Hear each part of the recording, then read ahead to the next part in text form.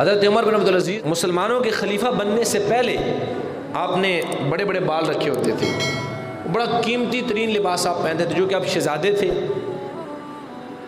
اور انتہائی قیمتی خوشبوئیں استعمال کرتے، اور ایک شہزادے کے روپ میں آپ زندگی بسر کرتے۔ بڑے خوبصورت ترین آپ کے گھوڑے ہوتے، آپ کا بڑا استبل تھا، کائنات سے، دنیا سے بہترین گھوڑے آپ منگوا کے اپنے استبل میں باندھتے، ہر قسم کی عیش و عشرت کا سامان آپ کے پاس۔ لیکن جس دن خلیفۃ المسلمین بنے اور لوگوں نے آپ کو منتخب کیا، اور آپ کا چچا عبد الملک جس دن فوت ہوا اور آپ مسلمانوں کے لیے وزیر اعظم بنے، آپ کی توبہ کا سبب کیا بنا؟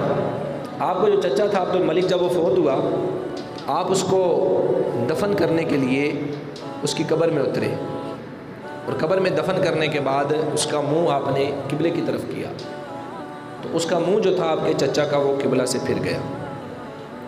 آپ نے پھر اس کا منہ قبلہ کی طرف کیا، وہ خلیفۃ المسلمین تھا، خلیفہ تھا، وزیر اعظم تھا، پھر اس کا منہ قبلہ سے پھر اس کا منہ قبلہ کی طرف کیا۔ 13 مرتبہ حضرت عمر بن عبدالعزیز نے اس کا منہ قبلہ کی طرف کیا، 13 مرتبہ اس کا منہ قبلے سے پھر گیا، اور 14ویں مرتبہ اس کا منہ قبلے کی طرف کیا تو حاطب غیبی سے آواز آئی کہ عمر اس کو چھوڑ دو، جس نے زندگی بھر میری طرف منہ نہیں کیا، مجھے کوئی ضرورت نہیں ہے کہ مرنے کے بعد میری طرف منہ کرے۔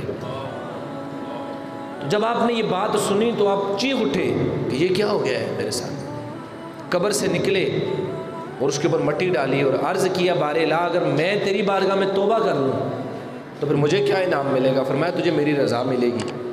قبر سے نکلے، وہ سارا شاہی لباس اتار کے پھینک دیا۔